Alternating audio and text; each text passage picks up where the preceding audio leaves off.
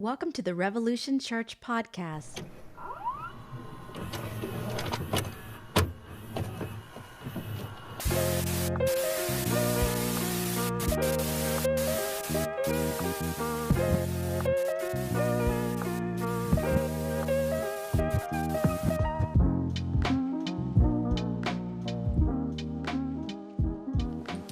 Hello.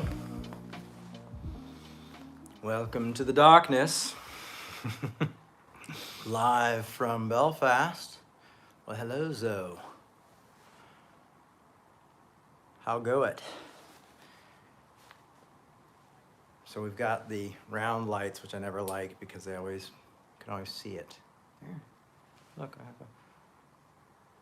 I have a round circle around my eye. Hello. It is, oh my goodness, it's almost 7:10 here from Belfast, Northern Ireland. And I flew here a few days ago, and boy, are my arms tired.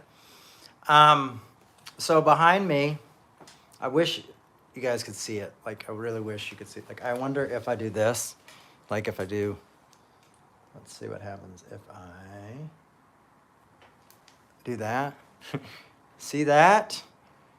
There you go. What you can't see is that right along where my hand is waving, in this location is where they built the Titanic. So it's pretty cool. So Pete has actually got another event going on in his living room. He's doing a wake reunion, which I might join him for the second part of that. Most exciting part of the year for me is Galatians. I love Galatians. It's my favorite book. I think it's a vitally important book to the United States, to be honest with you, right now, and probably a lot of other places. But one of the reasons I find this to be extremely important is, they always say that the Irish built it, the English sank it. Actually, the iceberg, I think, sank it, but there you go. And it's funny because there's let's see if I can, right here in this location is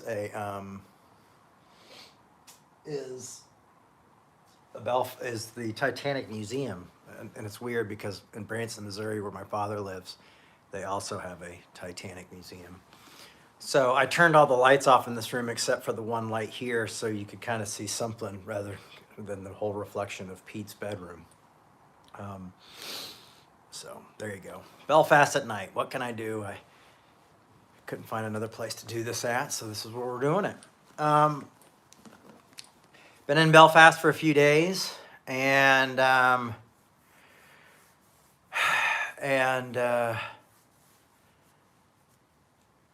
it's been good so far. I did not see the Titanic Museum in Missouri. I saw the outside of it. They actually have it's like an iceberg in the Titanic. It doesn't seem to be that sensitive to what happened there. Working on a documentary about my mother and family, really. And we've been doing some interviews here and kind of some pickups and some why do I love Belfast, and honestly how that relates to my life and my family, which I think you'll be surprised when it comes out. So it should be pretty awesome. This doc that we're working on, I'm excited about it, and really letting people see a very insider look at my mother, and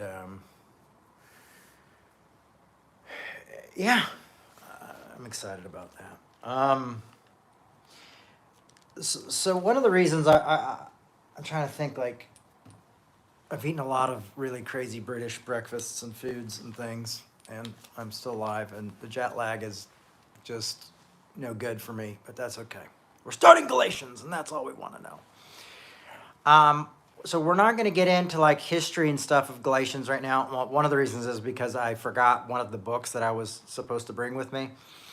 And so we will sink in a little bit into that in part two, just years and stuff, and some of the archaeological finds that have come up in the past, like 40 years, 50 years of actual Galatia, the Galatians and that area, and what took place. And, for a long time, people doubted that this book could work because Gauls and Jews together, and then archaeologists found the area, and they're like, oh, there were all these Gauls here. What the heck, and boom, there you go. It existed. I feel like I'm turning into an apologist. I'm going to prove to you that this is all right. But in Belfast, if any of you are familiar with the history of Belfast, they've had quite a turmoil, a lot of turmoil in their past, even before the Troubles. But the Troubles that was between Catholics and Protestants, but really over the United Kingdom's having Belfast, part of Ireland. And some did not want them to be in Ireland, and others wanted them to be in Ireland. A lot of different things, but there was a civil war that went from 1968 to 1998 in this amazing city. And if you visit a lot of the great pubs, there's usually a plaque somewhere where that building had been blown up or bombed or different things like that. There's still a lot of murals remembering the Troubles and remembering basically the Civil War that took place here in Belfast. And that was one of the main reasons I thought it would be cool to start the Galatians talk in Northern Ireland, was the idea of the fact that Galatians was such a divided community, and that for such a long time, they had walls separating the Protestants from the Catholics. Also, that's really one of the cool things about this story is how punk rock really tried its best to break down those walls and have concerts in different sides and different areas of the city. And, you had bands like Stiff Little Fingers who were like, I'm not going to go, I don't want to be with the Catholics. I don't want to be with the Protestants. I don't want any part of this, that they were saying, like, there's got to be a third way. There can't be a choice, and I'm not going to make that choice. And pretty powerful stuff. And so you had these groups at war, and then you had these bands, and a lot of these bands were made up, of Catholics and Protestants. They didn't even know half the time until they got pulled over and stopped, and the police would ask them, or the military would ask them, are you Protestant or Catholic? And I'm like, I don't know. Or what are you? What are you? And kind of the spirit of punk rock that's really played an important part of this community. I've seen a lot of great stuff. If you go to my Instagram and look at some of my stories, you can see some of the photos of some of the different punk rock exhibits that they have here. That was a big part of that time. But the beautiful thing is, like, here you had this community really divided by a civil war, and they came to what was called the Good Friday Agreement and the peace agreement that happened in 1998. So we're not talking that long ago.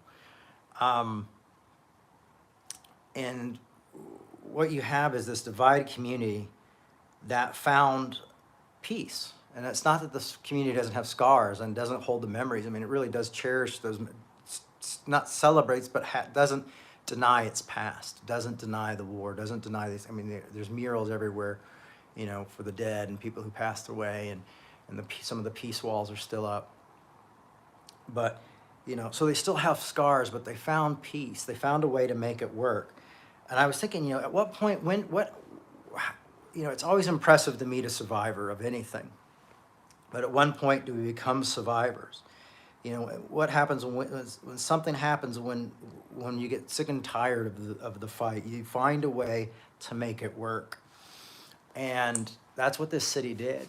And there's still like this, there's this darkness to the city. There's a survival to the city. There's a sense of humor to this city that I relate to so much because of my own struggles in my own life, and always feeling like I grew up in this very divided world. And so it's just really a place I love, and a really place I connect to emotionally, you know. And yeah, there's a great film about the punk movement during the Troubles. It's called Good Vibrations, and it's about this really cool record store and record label that started here, and just it's really beautiful. Highly recommend it. Good Vibrations. Um, but one of the reasons I feel like I connect to this place is because I feel like I've had a lot of loss in my life. I've had a lot of suffering in my life, but I still carry those scars, and it still feel the wound, but I survive. And this is like a city of survivors, a city of place where people just found the courage to make peace, the courage to find peace, the courage to make this happen. And good on them, good on them. The first part of Galatians, it's funny because I was out talking to Pete, and I had my book out there, and he was looking through it, and he's like, Paul said this? He's like, Paul really thinks highly of himself. And it was funny because I was like, well, the point is that Paul has been rejected by this divided community. Paul's trying to come in and be a peacemaker, but other sources, other people, and especially on the Judaizers, have come in and said, Paul is not an apostle, not a real apostle. He's not one of the 12. He didn't walk with Jesus, so we discount him. And so the trouble has come is that the Judaizers are trying to get the Gauls to convert to Judaism first and then Christianity. And the Gauls are fighting back, saying, no, they don't want that. And the Gauls have different ways of worshiping, almost kind of a New Age sense of worshiping, where they worship the sun and the mountains and the air and the water and they're a warrior society. So you have this very big conflict happening in this community. And everybody's kind of demanding that the other side shifts and changes. And so this is a community that Paul started, a long time before, but now he's left, but he's got news has got back to him that they've gone completely divided. And I mean, I don't think it would be a far stretch to say that they may have been on the edge of a civil war type of thing, a religious civil war at that. So that's what we're going to look at. But what we begin with is Paul's, for lack of a better term, Paul's resume. It's like he's reminding them, like, hey guys,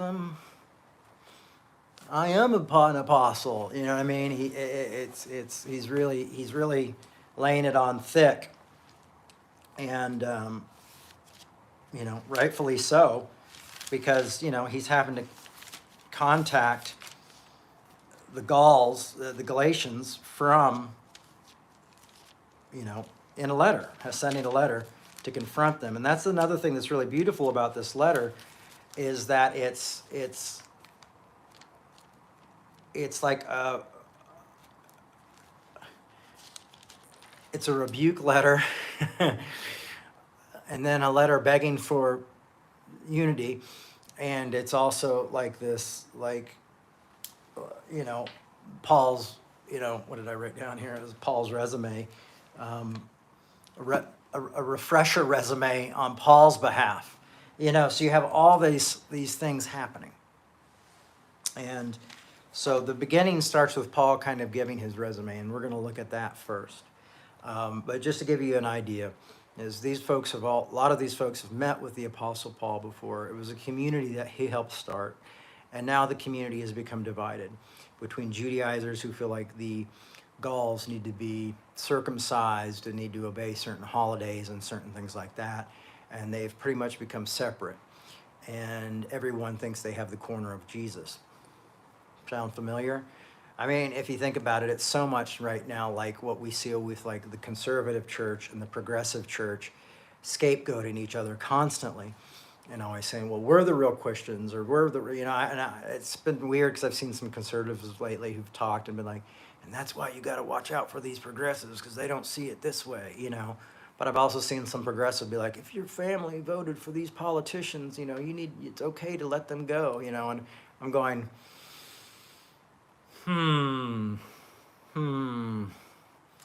if I put this quote up from Patton Oswalt recently, and he's like, he was talking about like if progressives are known as the group that's shaming people and the group that's against everything and the naysayers and the, oh, you shoulds, they've lost a lot.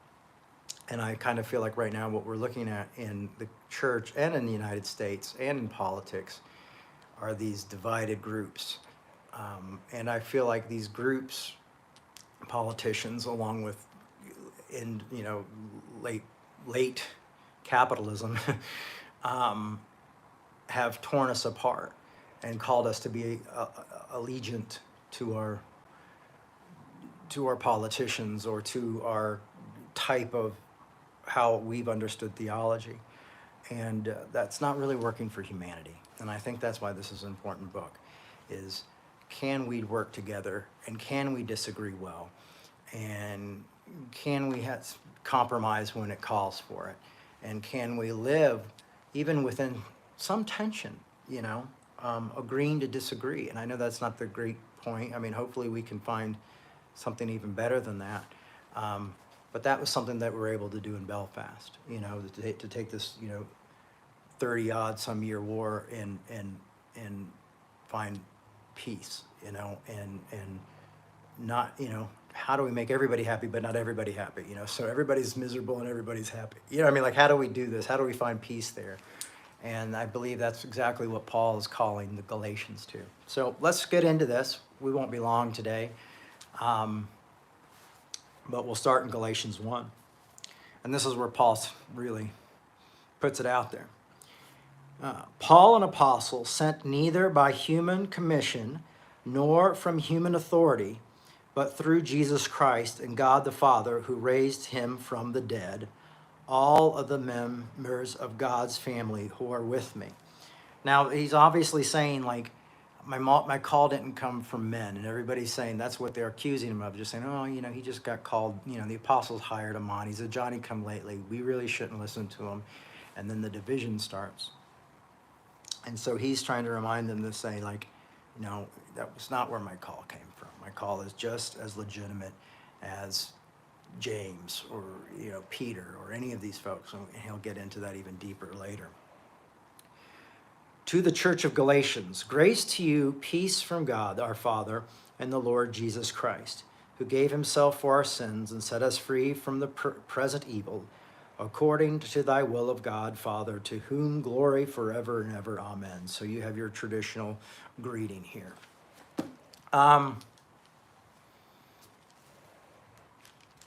So Galatians 1:6 says, and this is good, because this is, thinking about the conflict that's happening here, thinking about the division that's happening here, thinking about the need to be right, the need to be,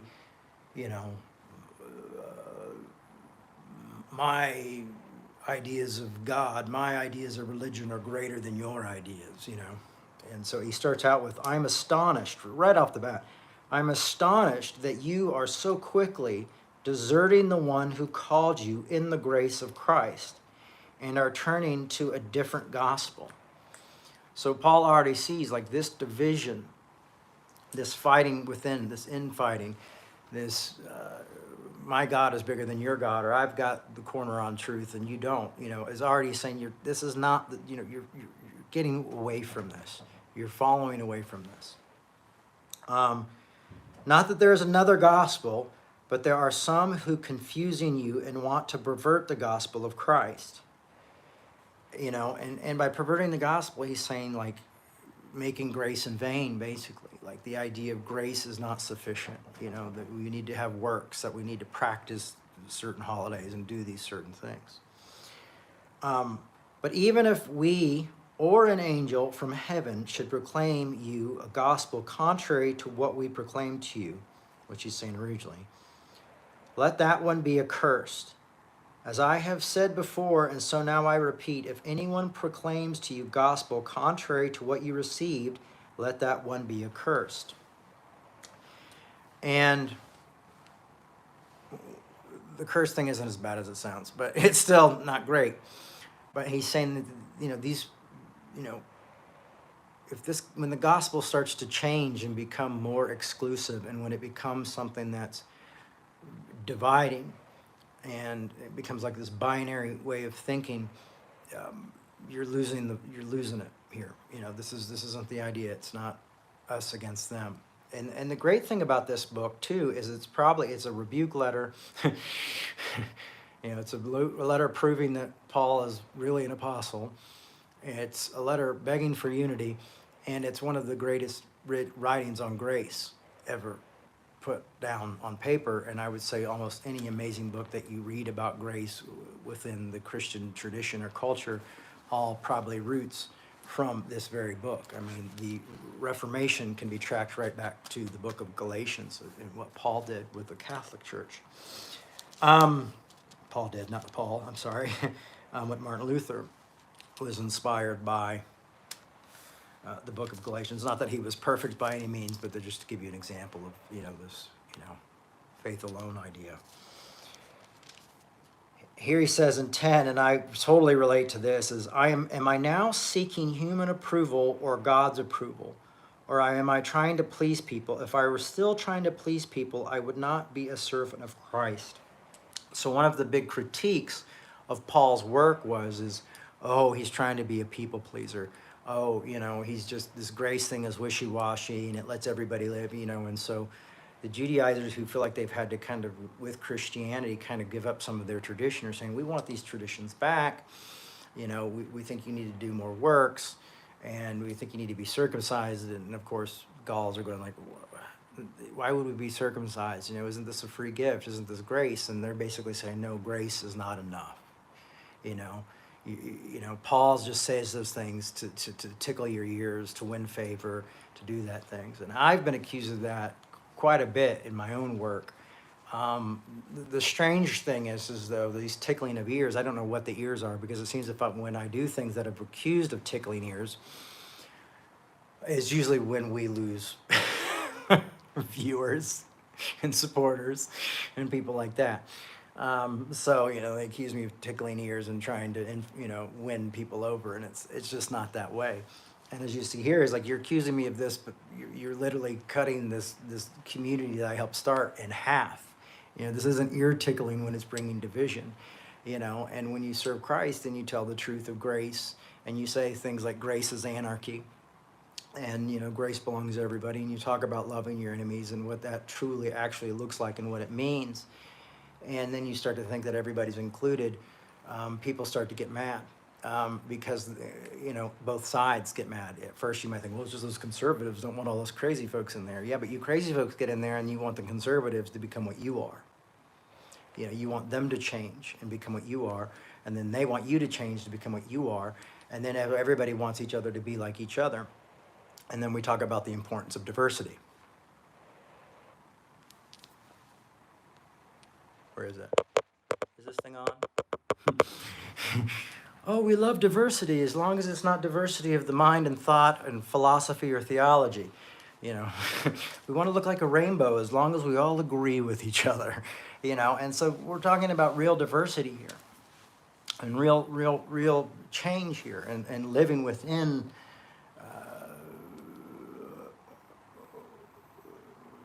what would be a tension, but hopefully that tension would be relieved if you really truly understood grace. And that would allow yourself and free yourself to be who you are, and to trust God in your life and trust grace in your life, but also, get ready, trust grace in other people's lives and give them grace, and show them respect.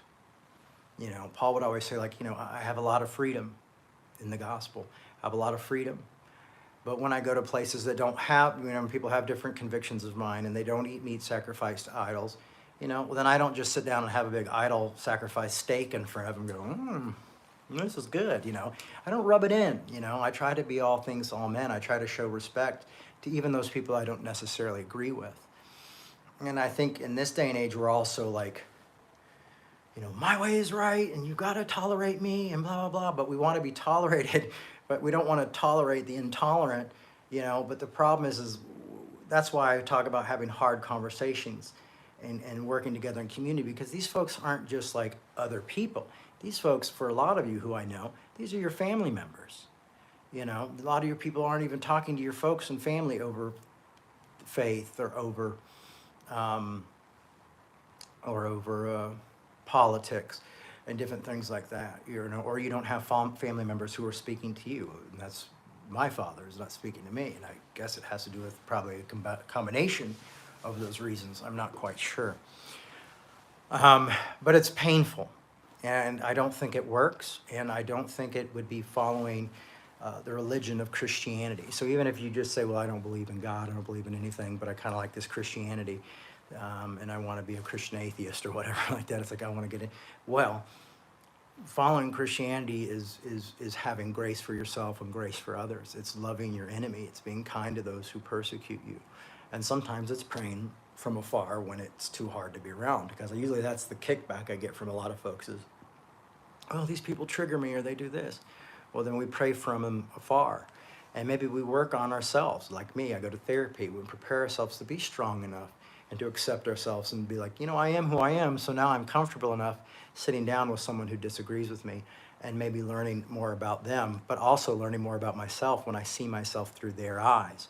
One of the things that's been really incredible about seeing a play about my mother and a film about my mother is not that it's the eyes of Tammy Faye, but it's how other people see Tammy Faye through their eyes and what she meant to other people. So not necessarily my story with my mother, but seeing how other people have seen her and learning more about my mother by just the spirit of what they captured from her work and her life. And it's really a beautiful thing.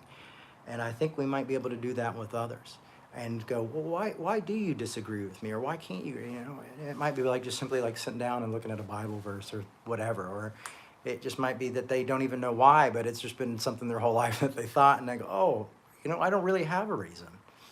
I've seen this change so many times I've seen people's come together way more through friendship than I ever have through like, playing like Bible war or verse wars or theology wars or,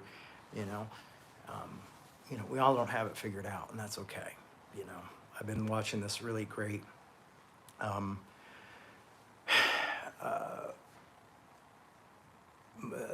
biblical scholar. He's a Mormon guy named Dan, and and Dan is a brilliant guy. He knows a lot about biblical history and the history of all these other gods, and I really like what he says. But sometimes he says stuff that's like, oh, I spoke it that way, and he's saying why it's wrong, and but it's not threatening to me. It's a way to be like, oh, well, you know what? I need to take another look at that. Maybe I need to rethink that. And that's okay. So Paul right now is trying to prove that he is worthy of being a leader. Back then it was like, was he called by Jesus? Was he one of the 12? Things like this. And it's funny now what we kind of look for if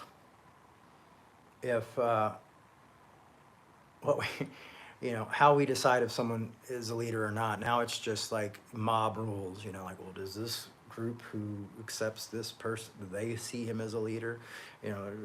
Maybe if the person's really popular and they have a lot of followers, then they must be the leader,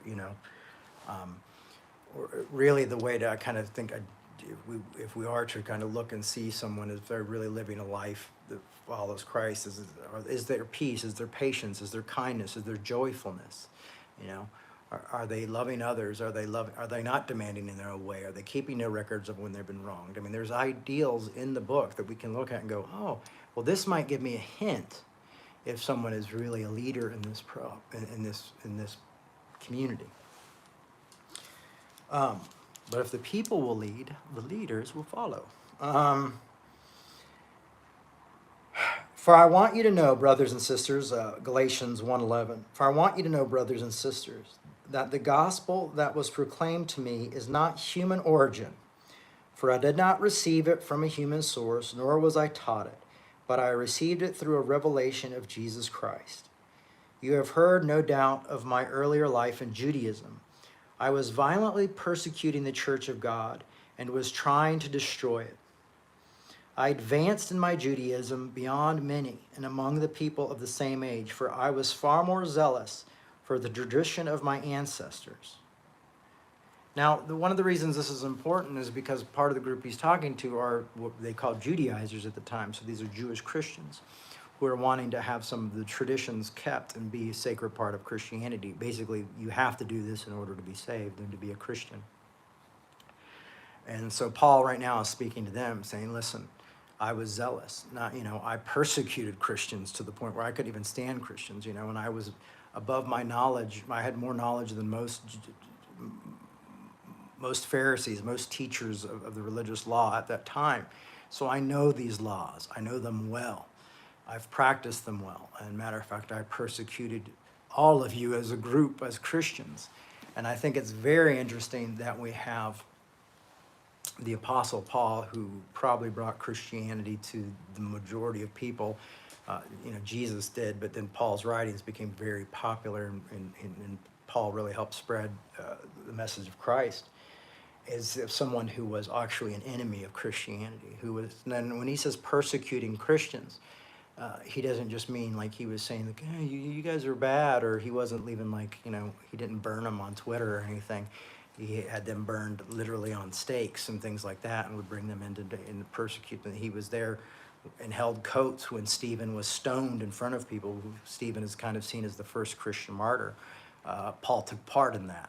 So he was a violent man, and not the type of person that you would think, it would be like if one of the new atheists became a Christian. Of course, Christians would probably love it. I don't know how to do it. I guess it would be if a really fallen minister, came back and tried to preach really good stuff, and everybody would be like, I don't know, yeah, he did this and he did that. It's like, I use my dad as an example. I have a friend in ministry who's very liberal guy and helps prison reform and kind of a hippie and very progressive. But one day he just for some reason got upset, saw my dad on TV and got upset about it, and goes like, how can anybody trust this guy? I mean, he's an ex-con. How can we trust an ex-con? And I thought it was ironic that it was like, here is somebody who probably helps people who get out of prison and get their lives together and not be known as ex-cons. But when it fits his narrative, when it fits the narrative of not accepting the person or not accepting the leadership, all of a sudden they're this ex-con, all of a sudden, well, I don't like this one, so how could we trust him? He's been in prison. But, it's the hypocrisy. There's a lot of hypocrisy there when I find that, seeing things like that. But he goes on to say, but when God, who had set me apart before I was born and called me through his grace, was pleased to reveal his Son to me, so that I might proclaim Christ among the Gentiles. I did not confer with any human beings, nor did I go to Jerusalem for those who were already apostles before me, but I went away at once into Arabia, and afterwards I returned to Damascus, because Damascus is where he is. So he's just saying, I went away and prayed. I went away and studied. I went away and learned this stuff on my own. And also, once again, trying to prove that he's not a second-rate apostle, which I find is really interesting. Forgive me. Then after 3 years, I did go up to Jerusalem to visit Cephas and stayed with him 15 days. But I did not see any other apostles except James, the Lord's brother, in which I am writing, James, the Lord's brother, and what I am writing to you before God, I do not lie. Then I went into the region of Syria and Cilicia, and I was still unknown by sight to the church of Judea that are in Christ. They only heard it said, the one who formerly was persecuting us is now proclaiming the faith he once tried to destroy, and they glorified God because of me. And so, the word traveled fast that this Paul or Saul, the persecutor, it's really the same name.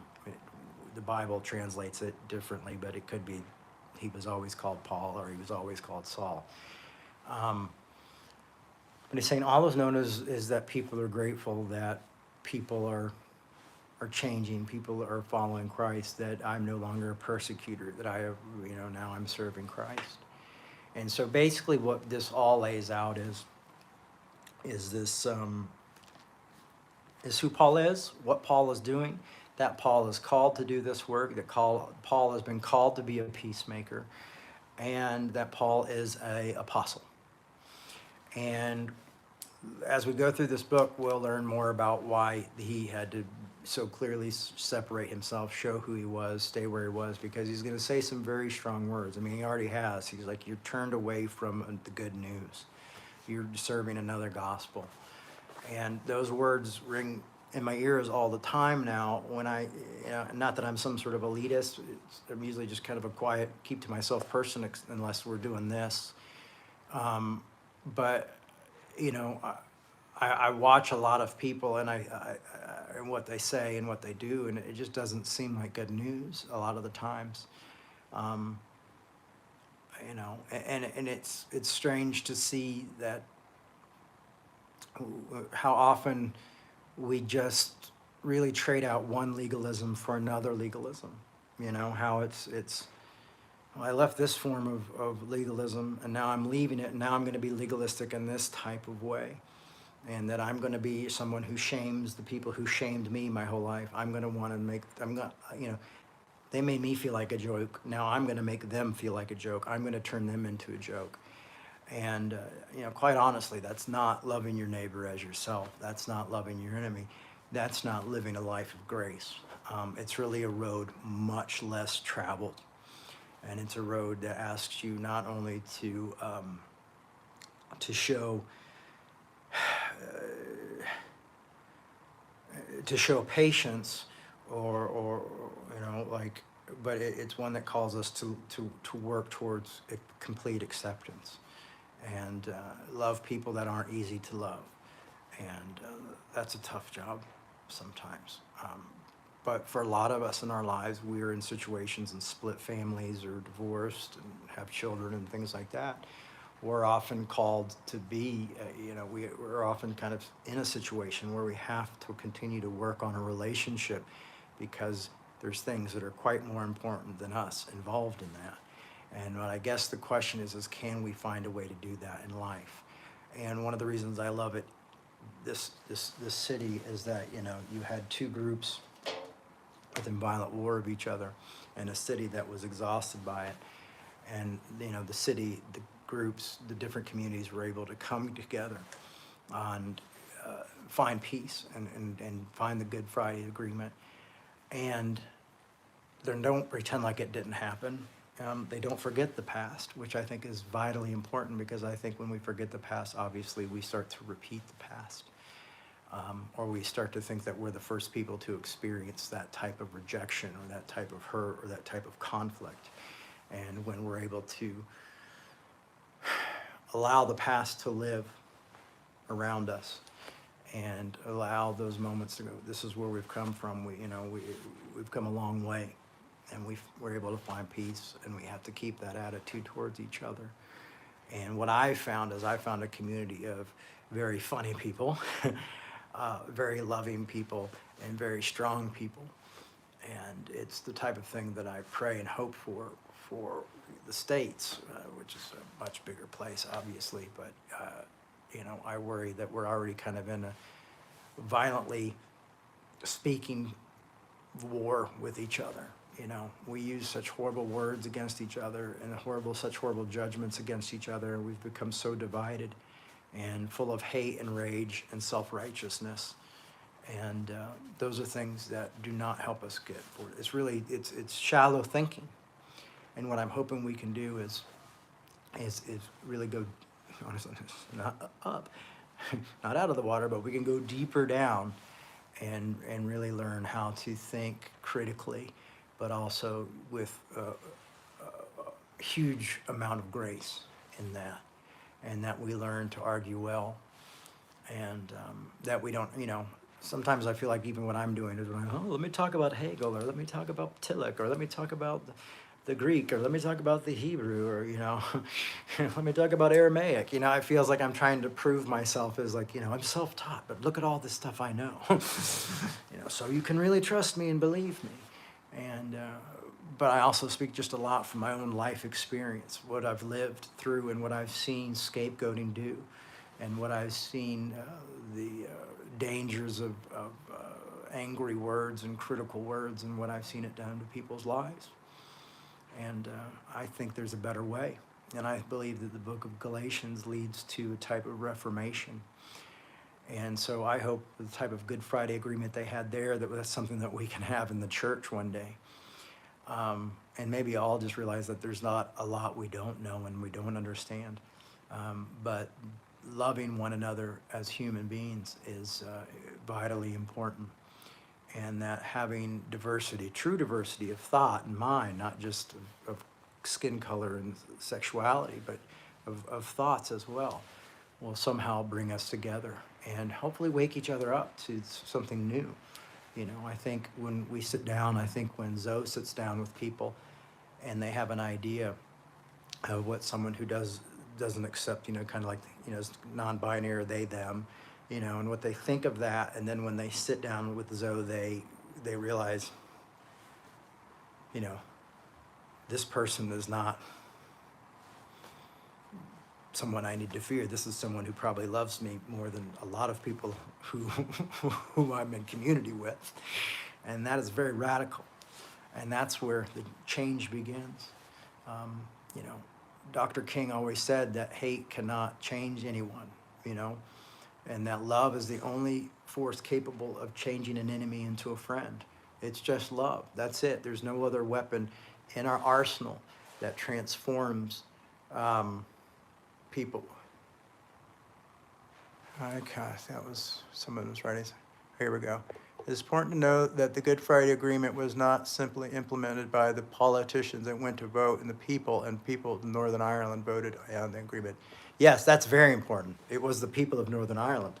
They voted on it, and they sent out, got to see some of the things that they sent out about the Good Friday Agreement, and you read it all, and the people voted. So, the people, the people of this grand city, not the politicians, but the people of the city voted for unity, voted for a new government, voted for something that was really beautiful.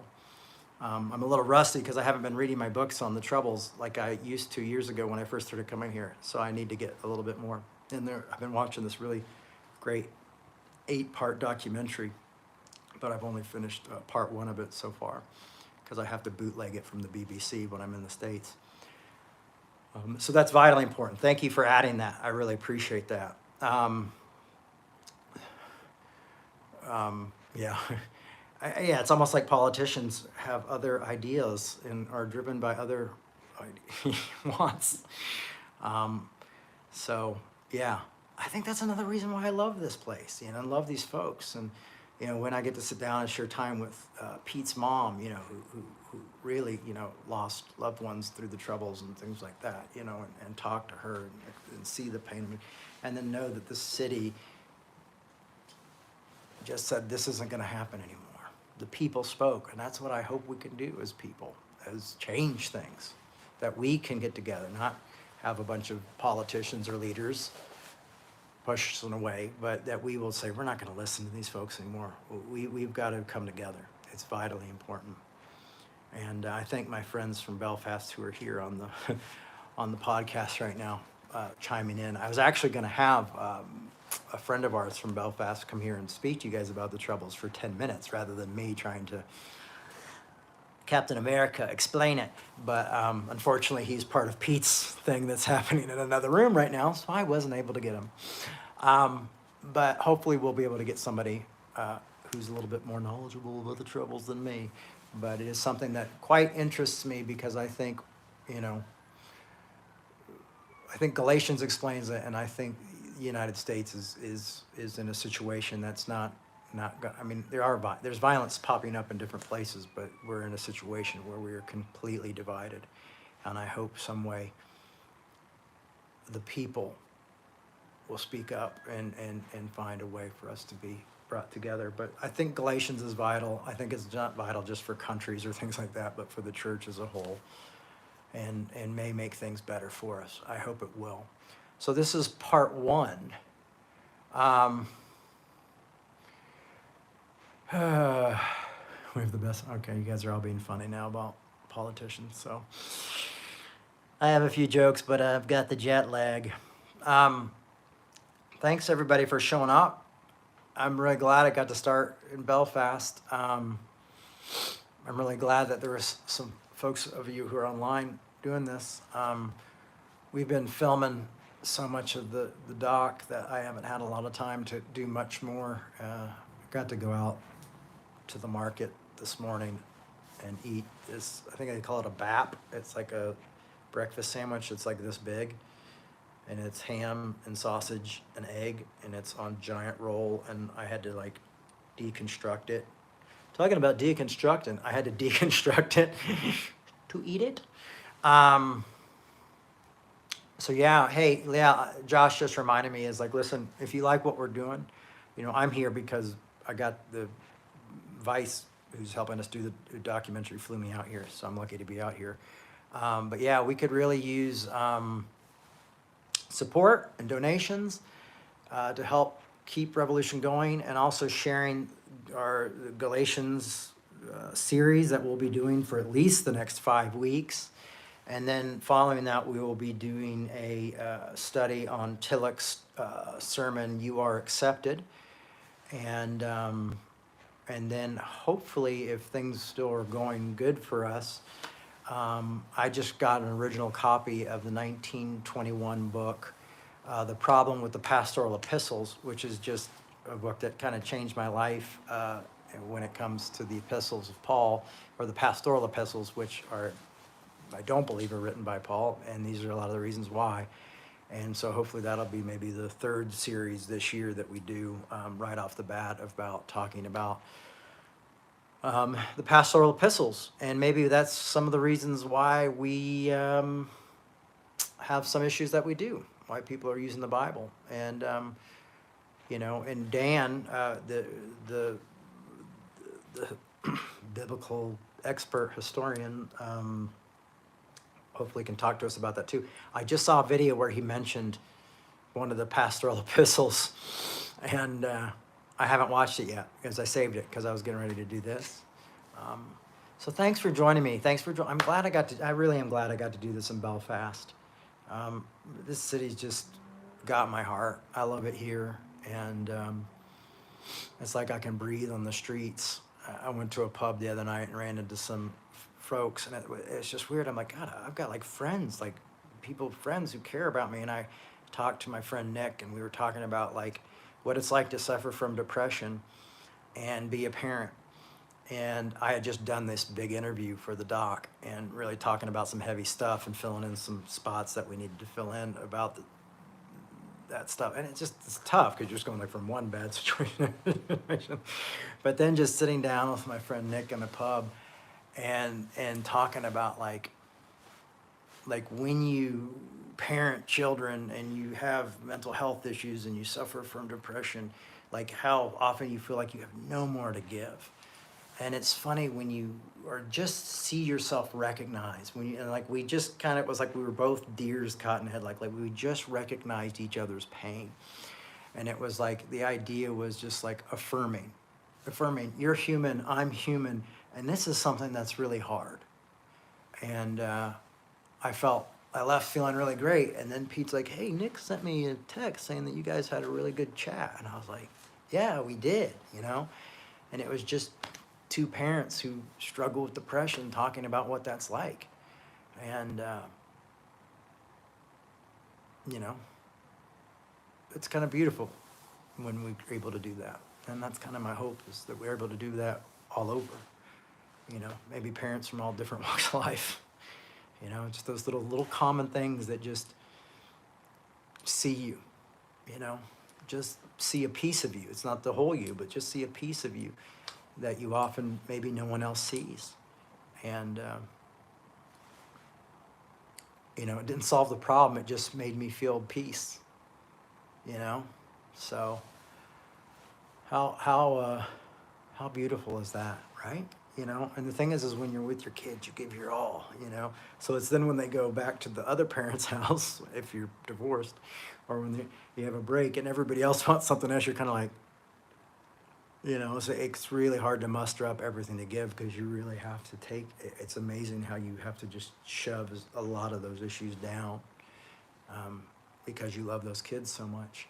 But I think that could be an example of how we love others too, is that sometimes we've just got to let some of our own things go so we can have the ability to love others and love others well. And then maybe have a community we can go to and recognize each other and talk about what we're going, even if it's just like I need to be debriefed. I need to sit down and talk to somebody and tell them what I'm going through. Maybe these are some ideas that we can look at and continue to discuss in the future. I'm a delusional maniac because I believe that we can make a difference in the church. And at the same time, I'm having to decide if Revolution will make it past February. So here we are. So we can use your support, and also sharing these talks and sharing what we're doing really helps, and letting people know what we're doing really helps. Love and grace to you guys. Thanks for listening. Thanks for participating. And I know Pete Rollins' thing is like, if you look online, you might be able to find it, because I think it's only been going for like 30 minutes, so I'm probably going to run in there and say hey to them. So you can probably watch Pete and everybody else talking about Wake live. I'm sure it's somewhere on Twitter, Instagram, or something. Thank you. Yes, sharing on social media is free, and man, it helps. And I've seen some of you doing it. And from the talk last week, I've seen it double. And like, that's just amazing. It really helps. And then I'll reshare it, and we'll just have one love, Instagram, Facebook, Twitter, share Love Fest. It really, really helps. I mean, even the numbers today have gone up because you all are helping make this thing continue to go. And if you're a billionaire and you want to donate and get a tax write-off, feel free. We're more than glad to help. You can go to revolutionchurch.com and donate. It's at the top of the page. All right, everybody. Thanks a lot. I will see you in Seattle, Washington next week. And we'll cover a little bit more of the historical ground, and then get into more of Paul's insecurities and call for reconciliation. All right. Bye-bye.